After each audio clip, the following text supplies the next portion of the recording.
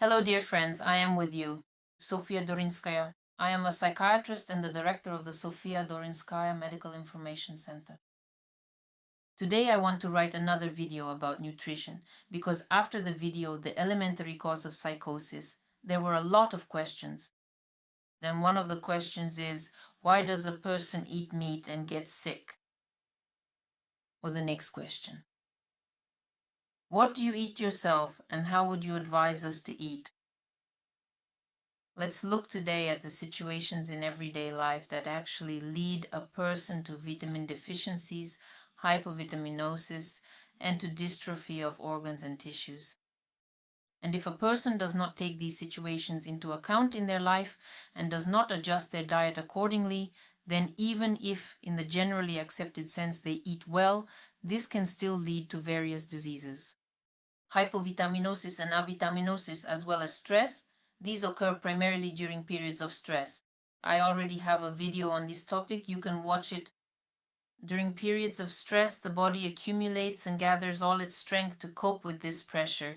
Don't forget that the English definition of the word stress is suppression.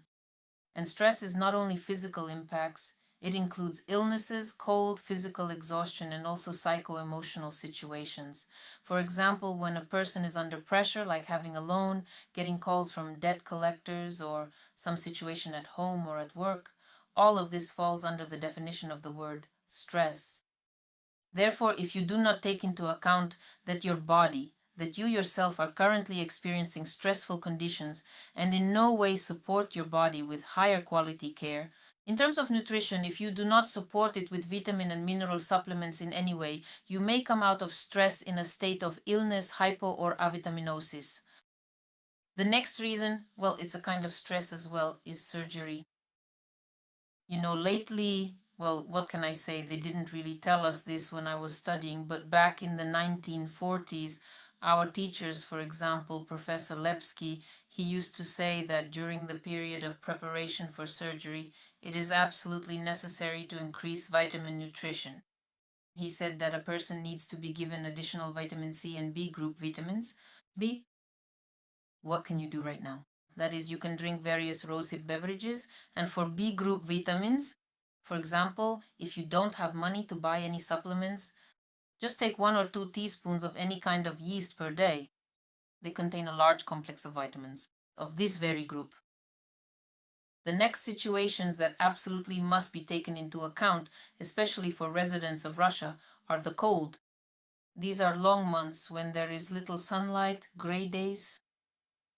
And I can say that, for example, the person who discovered Hodgkin's lymphoma, Hodgkin himself, yes, that very one, he described how the causes of this lymphoma are poverty, poor nutrition, wearing clothes not suited to the season, and the body being constantly exposed to cold.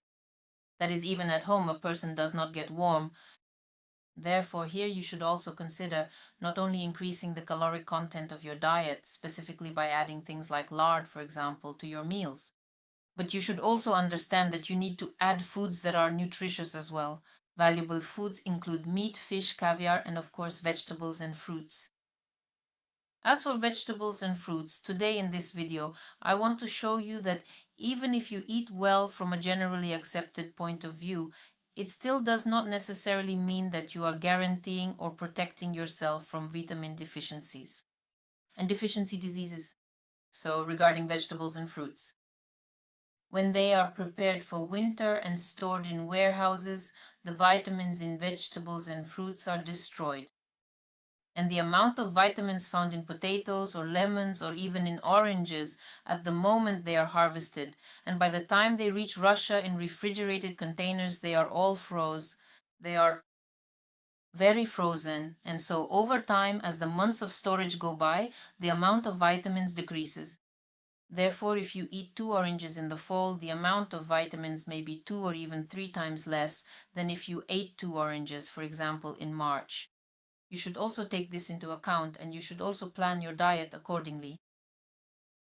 Here you should also understand that you need to know how to store foods, yes, and know how to prepare them so that vitamins and minerals are not lost. We used to learn this in home economics classes. Now, I don't know what they teach, but for example, the basics, yes, the elementary things. You must not cook food in copper cookware unless it is tin lined on the inside. Nowadays, copper cookware is sold, so when you buy it, please make sure it is tin lined inside. Because if you cook something in pure copper cookware, vitamin C is simply destroyed. In fact, that's exactly what happens. Vitamin C is destroyed by contact with copper. As for potatoes, you shouldn't put them in cold water. Potatoes should only be placed in boiling water to reduce cooking time.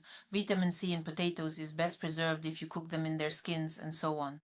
Of course, if you are more or less well off financially and can afford to buy some vitamin supplements at the pharmacy or travel to warm countries during the cold season, that's good.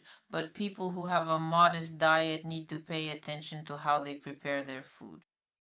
You need to pay a lot of attention. In other words, you should know how to cook food so that it is more nutritious.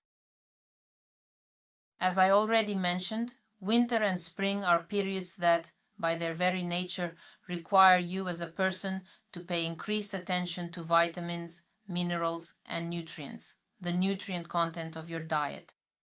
So, what are the periods in a person's life? These specific life stages and conditions necessitate a significantly higher concentration of essential vitamins, minerals, and proteins within the daily diet, so that the overall nutrition is thoroughly balanced and comprehensive. These include the stages of pregnancy, childbirth, and breastfeeding, as well as childhood and extended intervals of intense physical activity. And here, if I may, I'd like to make a small digression. When we were being trained as doctors, one simple idea was hammered into our heads.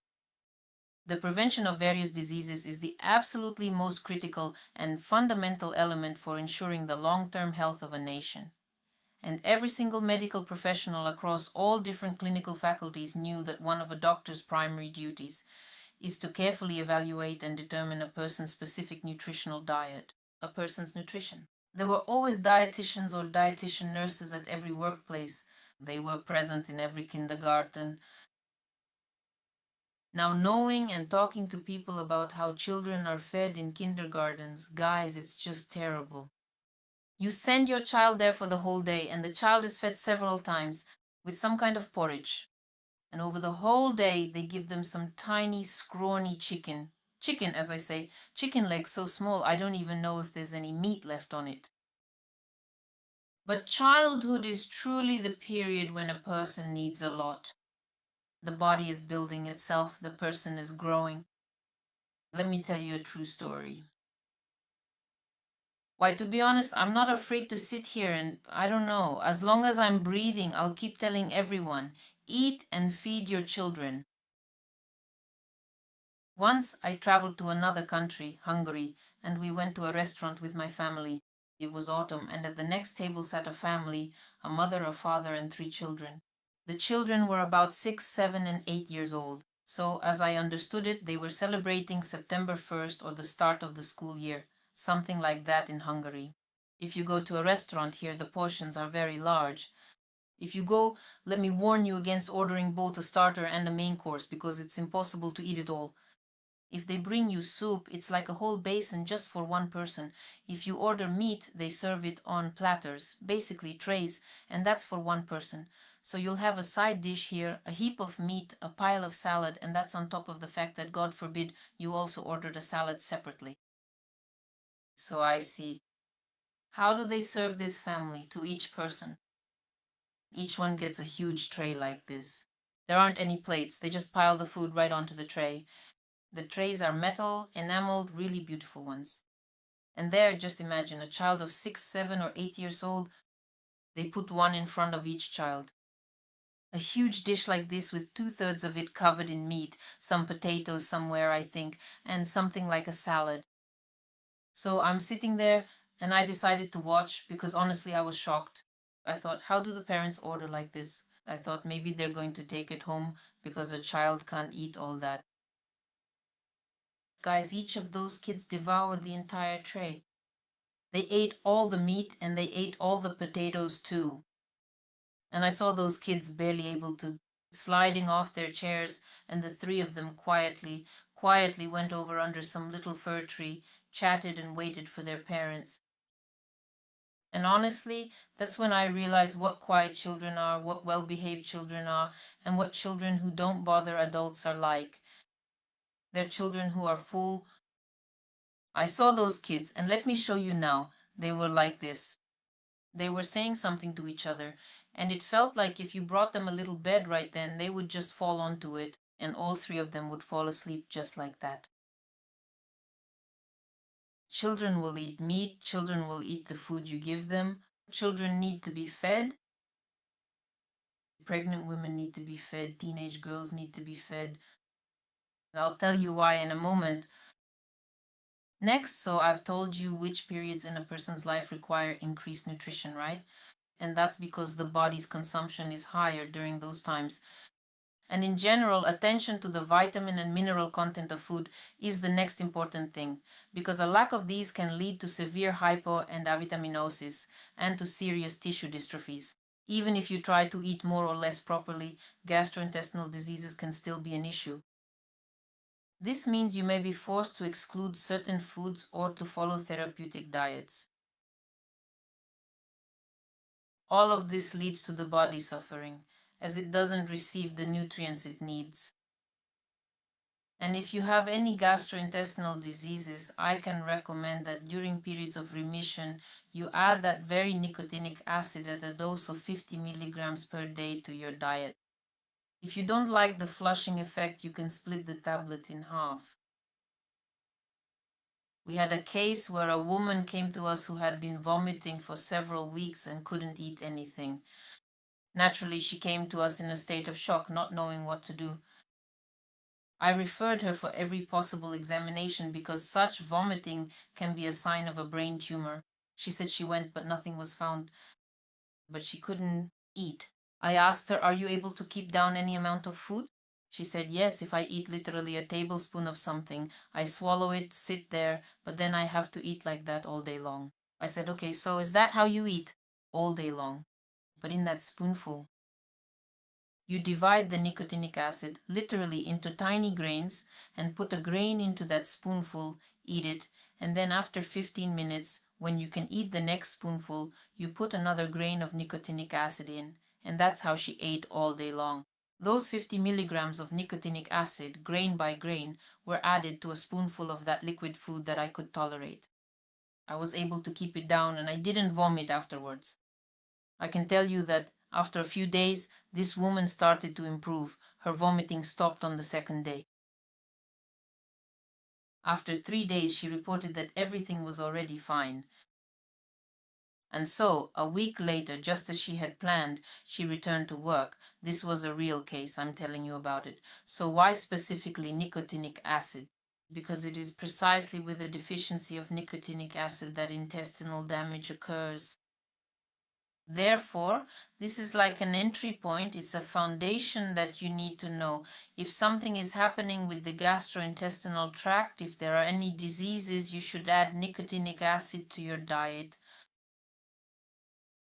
What else in everyday life leads to this? Things people don't pay attention to, may overlook, but which result in severe vitamin deficiencies, hypovitaminosis, and dystrophy of organs and tissues, and ultimately to diseases.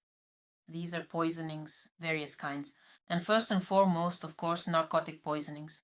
And here let's recall my video about so-called soft drugs, even if you're just smoking something, or if you took a pill, ecstasy at a club. All of this adds to the list of factors that destroy your body. Taking serious medications with severe side effects. I always urge you to read what doctors prescribe to you because knowledge, well, knowledge is power, right? You really should be interested in what you are putting into your body, and at the very least, you should understand what's going on. By the way, psychoactive substances are also considered among the serious toxic agents.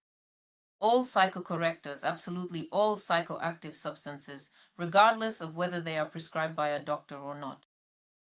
And these substances eventually lead to various diseases naturally, to severe hypo and avitaminosis. And this, of course, is outrageous. when doctors, pediatricians, or neurologists start prescribing these substances to children. Neuroleptics, antidepressants, and tranquilizers should be prohibited for children under normal circumstances. Of course, if surgery or anesthesia is needed, that's a different matter. But as a means of behavior correction, this is absolutely unacceptable. It's a crime against the nation. Next, if we are talking about elderly people, a factor such as the absence of teeth can be the main reason why a person begins to die from hypovitaminosis and general nutritional deficiencies. Why? Not only is the body as a whole aging, including the gastrointestinal tract, but the person also cannot chew food properly, so it simply isn't absorbed. That is why if you have elderly relatives, you must keep an eye on this. Make sure that the food they eat can be chewed by them. If not, mash it or blend it, or, as I have mentioned in some videos, add protein shakes, which can be bought at sports nutrition stores. And now let's look at a very interesting question about how a person can destroy their own genetics. There is such a thing, for example, we have a person and he is healthy, and there are so-called exogenous causes of his illness. Exo means from the outside, that is, these are some external factors. These include bacteria, viruses, and cold.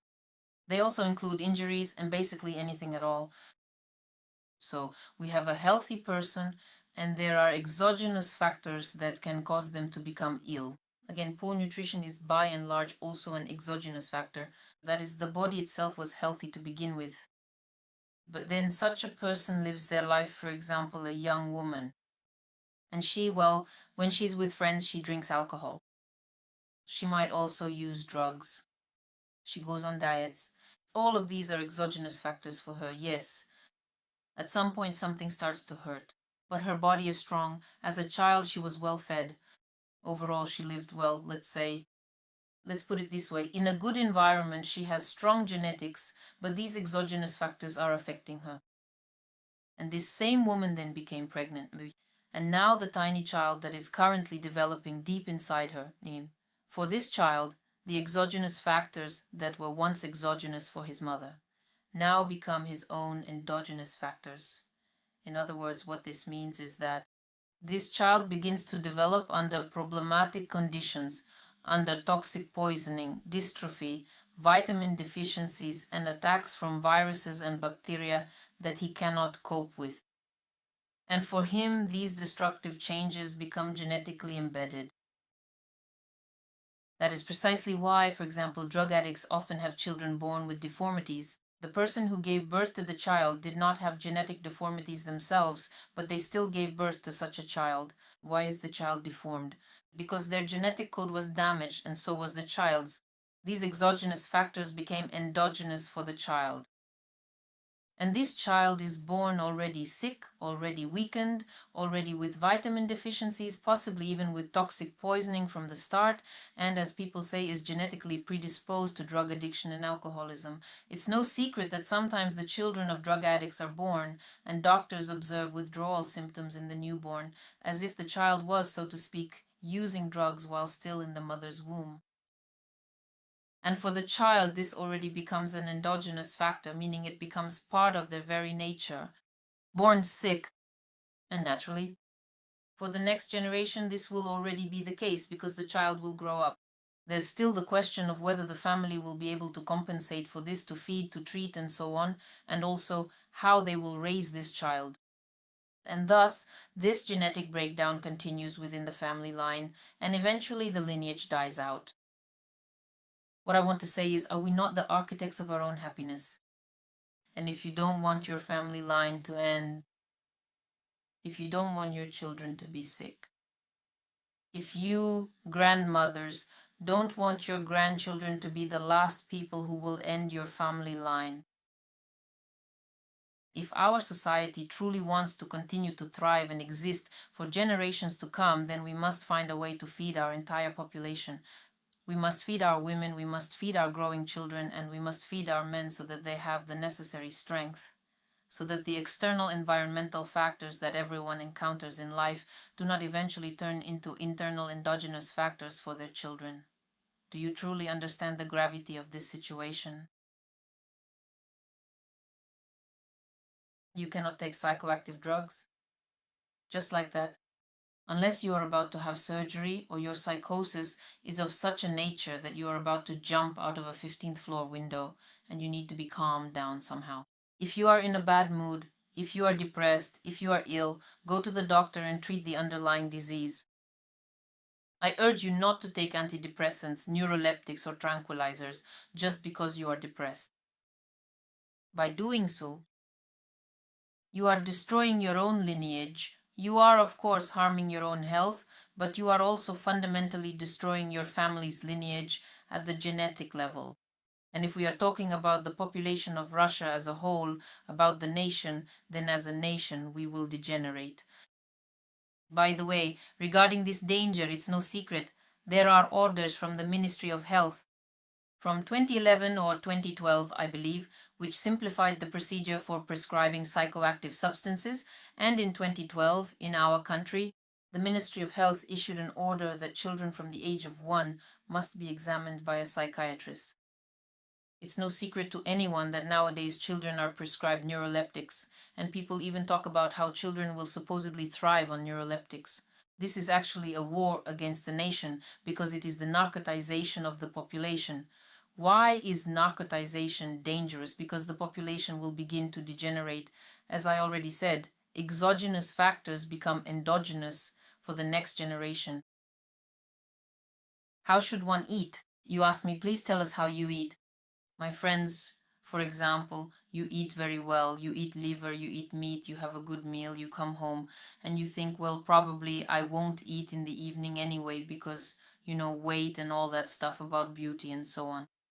All right, but you come home and you really want to eat, you just don't know what to do. You really want to eat. But there's fitness, shaping, you can't eat after 6, so you don't eat. Now imagine a situation where on your way home someone sneezed in the tram with an open form of tuberculosis, and now you've come home and you have a wild craving to eat meat, fish, maybe something sweet. Maybe right now your body is fighting off this attack of tuberculosis mycobacteria. Right now it needs a good portion of food.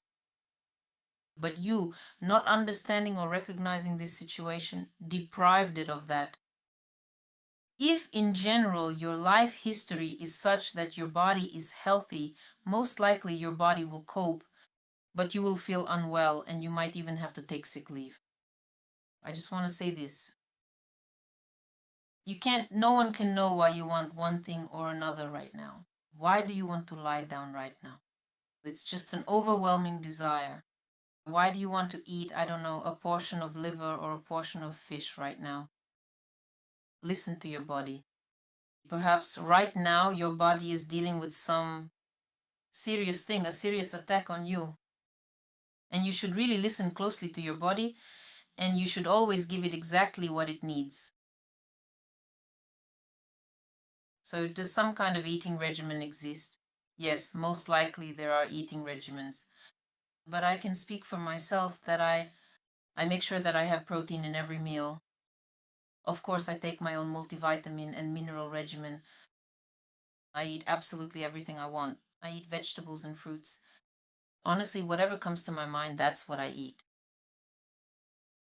If I realize that I want a piece of lard, I'll eat a piece of lard because I don't see anything terrible about it.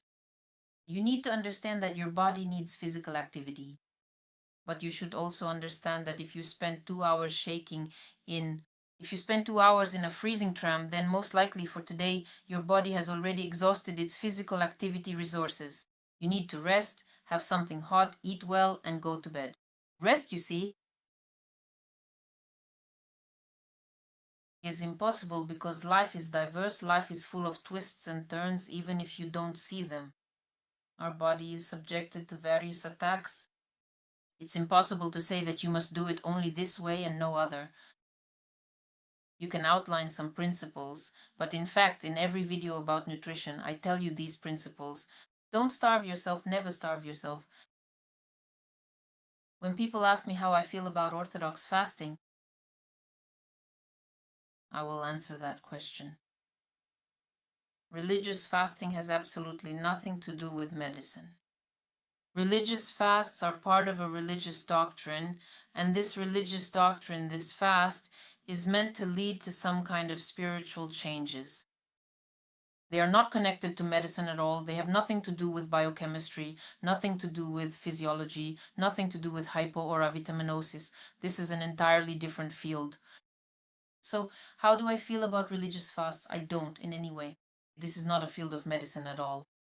This is a matter of religious and spiritual life, and for those who choose it, that's your decision.